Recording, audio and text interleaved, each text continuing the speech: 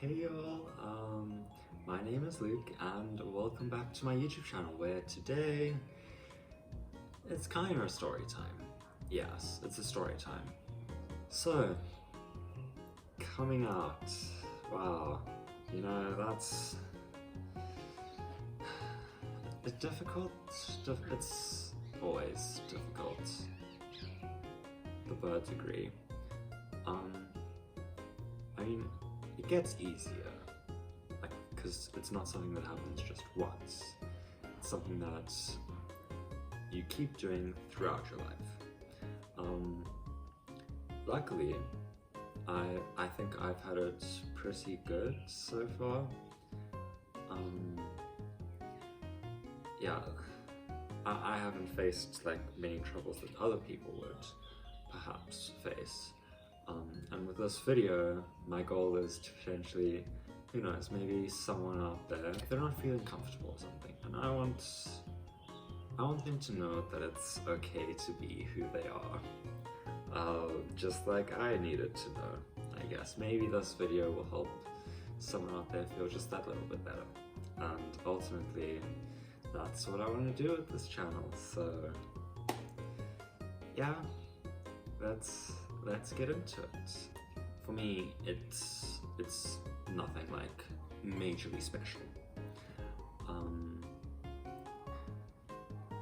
Like I haven't faced really any negative feedback, I guess you could say, negative reactions, and I'm grateful for that. It just means that maybe I haven't been shown the reality that other people face. It's just something that I need to be cognizant about, especially when telling my own coming out story. Yeah, otherwise, first two questions, or first two things that I feel are quite different is, when did I first know and when did I first acknowledge that I was not like the other kids, as one could put it? And I'd say when I knew, right? When can I trace back? This is when I knew. I'd have to go back to around grade 4, which was when I was, what, 11, 10? 10. When I was 11 or 10.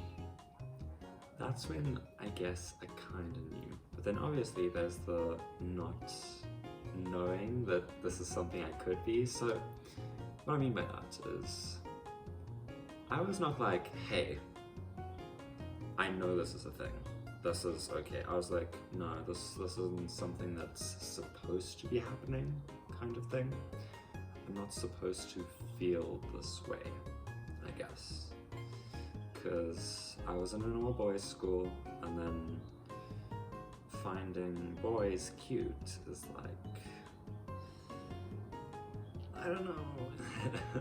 Even just talking about it is kind of like weird, I guess. So that's around the time that I knew, right? The good old ages of whatever.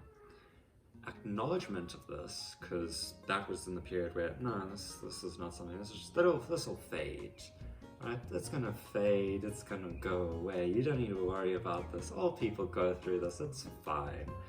But no, then I actually had to acknowledge it around when? Grade 7, so that's like 3 years later, when I'm 13, 14. So like early grade 7 was when I acknowledged it. Like, hey, this is something that you need to worry about.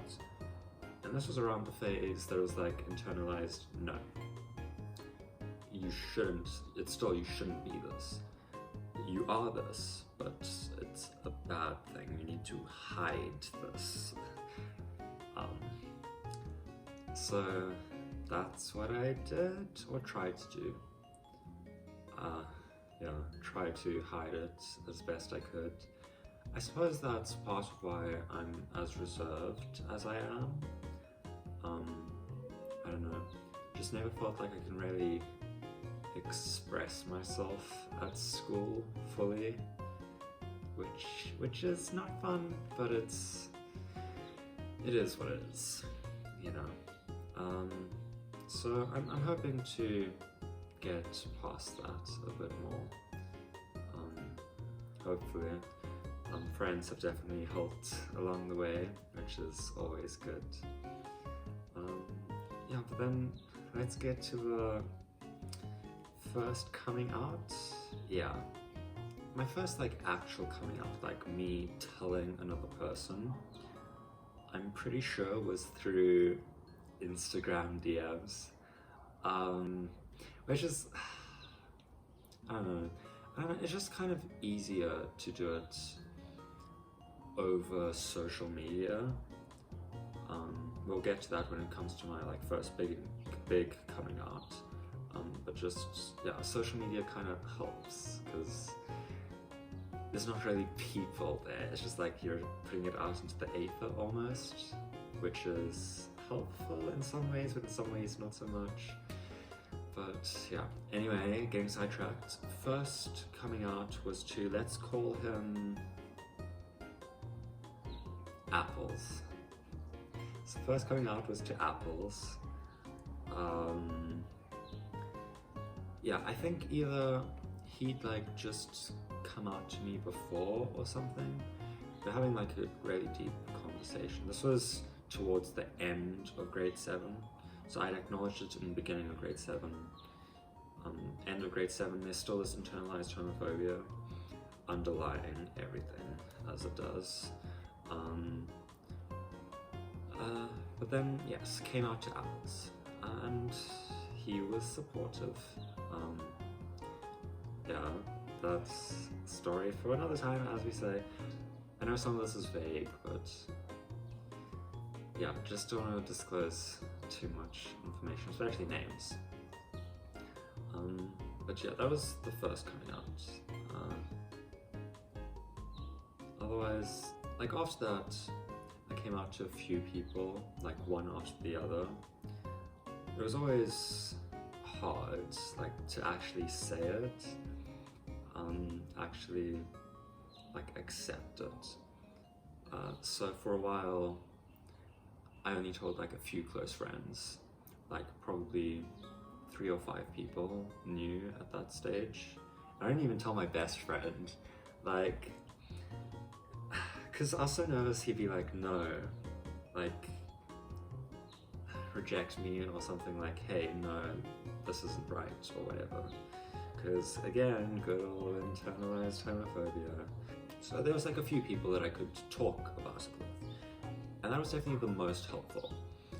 Being able to talk about it with other people just kind of like helps you get through some of the underlying internalized queer phobia, I guess. Feeling like you're not alone, because there was my one other friend, we'll call him, Peanut, we'll call him Peanut. Peanut was another person of not the straight variety, and it was just really great having him to speak to, because it's like, hey, this is another person like me that exists, and I'm speaking to them, and we're going through like similar things. He was out, obviously. Not obviously, you guys don't know, but he was out, which, I don't know, it's just kind of scary. I mean, it was kind of scary for me, because it's kind of like, I don't know how to like think about this. So it was nice getting tips and guidance from Peanut. He definitely helped me like a lot, and we're still pretty good friends to this day, which is always good. So then after that, like talking with him, I like eventually came to start accepting myself, and that's around what, grade 9, so that's like 15. That's when like there was greater acceptance. Still not like 100%, but yes, starting to finally accept and love myself for who I am, but still being really nervous of telling other people, being rejected by other people. So again, I broadened the amount of people that I'd told, just like increased the friend group, not necessarily like people that were closest to me, like my mom, my dad, my sister. I didn't tell them for quite a while after this, but just broadened it so that I could start becoming a bit more comfortable in my own skin. So eventually we get to grade 11, which is this year. So 17, and I decide this Pride Month I'm going to come out. Like, have my first big coming out moment. But before that, I wanted to come out to my mom, my dad, and like my best friend. That took quite a bit of effort. Because part of the reason I put off telling my parents is, especially recently, because I didn't want to tell one of them and not the other, and I wanted to tell them both at the same time. There were like various instances when I was like, yes, this is when I want to tell them, and then I just never did. There's even times when I said there was like something important that I had to tell them and just like skipped past it. Just because, I don't know, I kept building up this idea of this terrible reaction that I thought would occur. I don't know why, I just, again, scared little Luke doing scared little Luke things, which is fine. We stand little Luke, okay? He was doing his best.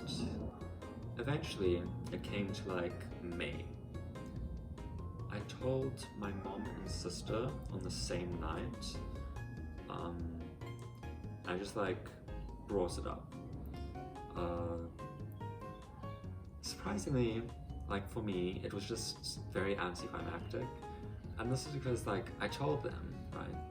This was late at night. I told them, and they were just like, okay, yeah, we accept you, it's like perfectly fine. They asked a few questions.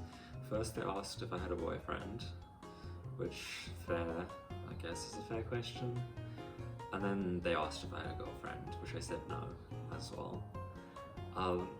I don't know why the boyfriend question came first. They could have just asked partner, but, you know, it's fine. It's acceptable. Yeah, but then after that, it was really late, so I was just like, okay, I'm heading to bed now, and then that's just where it ended, and we didn't like talk about it for another like 2 months, or yeah, we didn't talk about it for another 2 months until my big coming out. Then there comes my dad.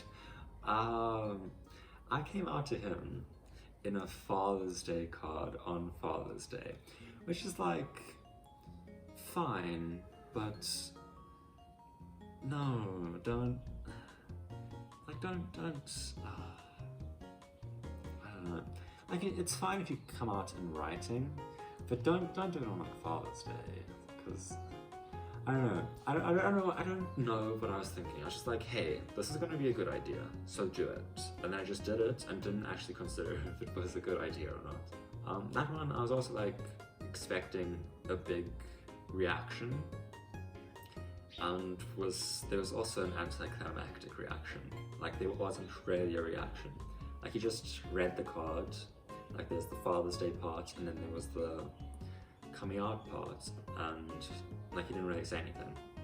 Just like, oh, cool. Like literally. And then, so I'm like, wait, did he like read the full card or what? And like, oh my gosh, and then I don't even know. Oh my gosh, this is why you don't put it in the Father's Day card. This is why you be like, hey, here's a letter that you need to read, kind of thing. But yeah, so that's how that went. And Father's Day is obviously near the end of Pride Month, and I wanted to come out during Pride Month, like near the beginning, right? But I ended up putting it off until the last day where, my first big coming out moment was then on the last day of Pride Month, and it was as an Instagram story. There came out as by, it's the best label, I guess, but I don't think it describes me the best. Maybe I'll tell you guys like my whole thoughts around my own descriptions at a later date. But yeah, the best label for now is bi, I guess. I obviously have preferences between, you know, but it's not important. But yeah, that was the first big coming out moment, and I suppose the next big-ish coming out moments are just even this video and my first video, because I mention it there, kinda. Yeah, I don't know. They're not like massive, but they're steps in the right direction, I guess. Becoming more comfortable with who I am. Thankfully, I've mostly overcome that internalized queer phobia, which is good. There's definitely been lots of out people that have helped me along the way, and I'm really grateful for them. And yeah, having good, clear conversations around sexuality, gender, all that jazz is a healthy thing.